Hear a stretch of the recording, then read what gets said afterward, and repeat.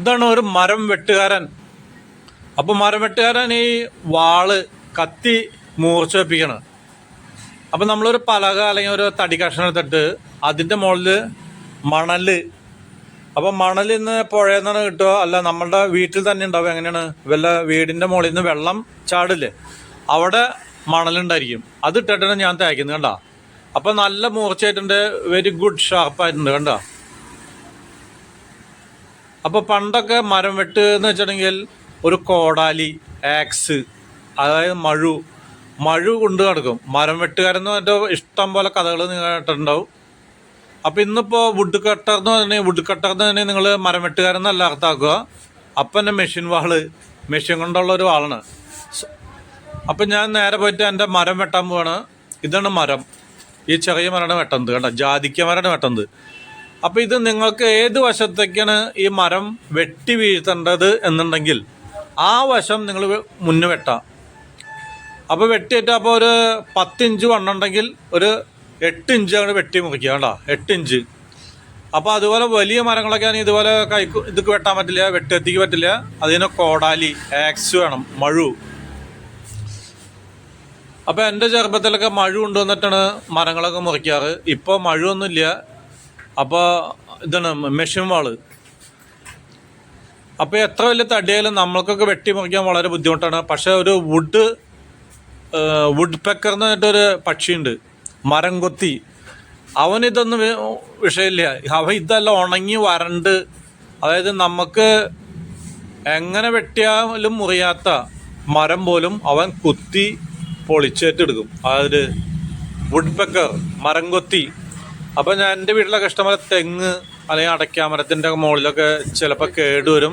അവിടെ നമ്മളുടെ മരം കൊത്തി വന്നിട്ട് കട്ട് ചെയ്തിട്ട് എടുക്കും. പക്ഷെ നമ്മളൊക്കെ അത് കടിച്ചാലും മുറിയില്ല. അപ്പം നമ്മൾ ഭയങ്കര ആരോഗ്യവാനെന്ന് പറഞ്ഞാലും കാര്യമില്ല, ഇതിനൊക്കെ ഒരു ഐഡിയ ഉണ്ട്. അതുപോലെയാണ് നമ്മൾ കട്ട് ചെയ്യുന്നത്. കേട്ടോ, അപ്പോൾ നമ്മളുടെ മരം അല്പം ഒന്ന് മറിഞ്ഞിട്ടുണ്ട്, ഇപ്പം മറിഞ്ഞു. അപ്പോൾ അവിടെ തടഞ്ഞിക്കണം, ആ കൊമ്പാണ് ഞാൻ വെട്ടി കളയുന്നത്. കേട്ടോ, അപ്പോൾ സബിതയാണ് ഷൂട്ട് ചെയ്യുന്നത്. ഇപ്പം മേത്തേക്ക് വീഴും, മാറിക്ക അവിടുന്ന്. കണ്ടോ, അപ്പോൾ നമ്മളുടെ മരം വീണ് കഴിഞ്ഞു. അപ്പം ഇതിൻ്റെ കൊമ്പും ജില്ലകളൊക്കെ ഞാൻ വെട്ടിയെടുത്തിട്ട് അവിടെ വാഴക്കുഴിയുണ്ട്, ചേനയ്ക്ക് കുഴിയുണ്ട്, പിന്നെ ഡ്രാഗൺ ഫ്രൂട്ടിൻ്റെ ചെടികൾ വെച്ചിട്ടുണ്ട്. അപ്പം അതിനൊക്കെ കൊണ്ടായിട്ട് ഇത് വെട്ടി ഇട്ട് കൊടുക്കണം.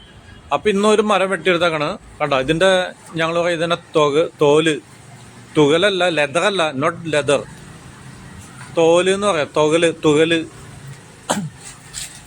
അപ്പോൾ ഈ തുകൽ, ഈ പച്ച ഇലയുള്ളതിനെ തുകലെന്ന് പറയും. ഉണങ്ങി കഴിഞ്ഞാൽ കരിയില, ചവറ് എന്നൊക്കെ. അപ്പോൾ ഈ തുകല് എന്നാ എന്തൊക്കെ, അപ്പോൾ ഈ തോല് ഞാൻ വെട്ടിയിട്ട് കൊണ്ടായിട്ട് പറമ്പിലും ഉണ്ടായിരുന്നു. അപ്പോൾ ഇതാണ് എൻ്റെ പണി. കണ്ടോ, കുറേ വെട്ടി കളഞ്ഞു. അപ്പോൾ ഇനി സബിത ഇത് മുഴുവൻ വെട്ടാന്ന് കണ്ട, ഇന്ന് പൂവൊന്നും വേണ്ടതെന്ന് ചോദിക്കണം.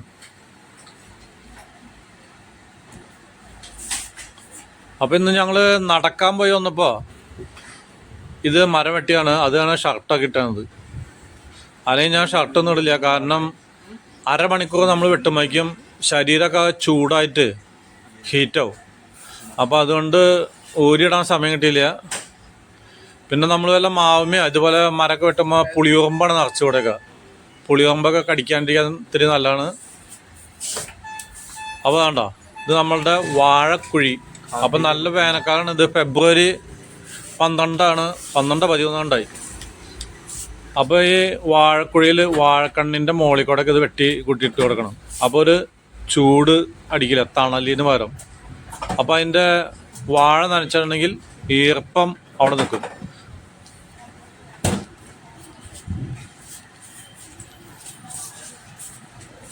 അപ്പോൾ ഈ തോലൊക്കെ ആഞ്ഞിടാന്ന് പറയാം അതിന്, മലയാളത്തിൽ ആഞ്ഞിട.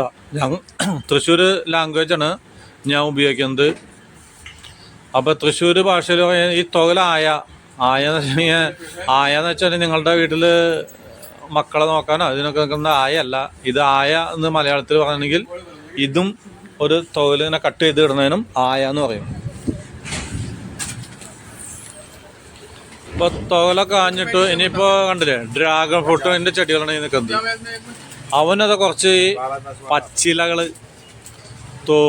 തൂപ്പ് വെട്ടിയിട്ട് കൊടുക്കണം കണ്ടോ.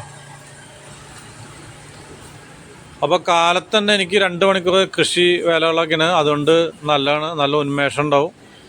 അപ്പം നിങ്ങളൊക്കെ ഇതുപോലെ അത്യാവശ്യമൊക്കെ കുറേശ്ശെ ഒന്ന് വീട്ടിലൊക്കെ പണി ചെയ്തിട്ടുണ്ടെങ്കിൽ അവിടെ 6 പാക്ക് എടുക്കാനായിട്ടൊന്നും മറ്റേ എവിടെയാ ക്ലബിൽ പോകണ്ട.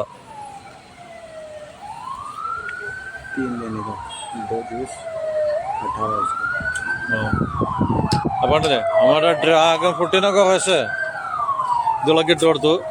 അപ്പോൾ ഇന്നത്തെ പണികളൊക്കെ കഴിഞ്ഞ് ഞങ്ങളൊന്ന് കറങ്ങാൻ പോവാണ്. ഇതുപോലെ ഉണ്ടോ മരങ്ങളൊക്കെ ആണെന്നുണ്ടെങ്കിൽ നല്ല രസമാണ്. നല്ല നട്ടുച്ച നേരത്തെ ഉണ്ടോ എത്ര മരങ്ങൾ, തണലും കൊണ്ട് വണ്ടി ഓടിച്ചു പോകാൻ ബഹുരസമാണ്. അപ്പം ഇന്ന് കാട്ടിലേക്കാണ് ഒരു യാത്ര. അപ്പോൾ എൻ്റെ താറ് ഇങ്ങനെ തണലും കൊണ്ട് സുഖമായിട്ട് AC ഇട്ട് ഇങ്ങനെ പോവാണ് കണ്ടോ. അപ്പോൾ നമ്മളുടെ വീട്ടിലൊക്കെ ഇതുപോലെ മരങ്ങൾ വെച്ച് പിടിപ്പിക്കുക. ഇതുപോലെ വഴിയോരം എന്ന് വെച്ചാൽ പാതയോരത്തൊക്കെ ഇതുപോലെ മരങ്ങളുണ്ടെങ്കിൽ യാത്ര ചെയ്യാൻ നല്ല സുഖമാണ്. അത്യാവശ്യം കുറച്ച് ആഗ്രഹമല്ല മാവ് കശുമാവൊക്കെ വെച്ച് കഴിഞ്ഞിട്ടുണ്ടെങ്കിൽ മാങ്ങ കിട്ടും.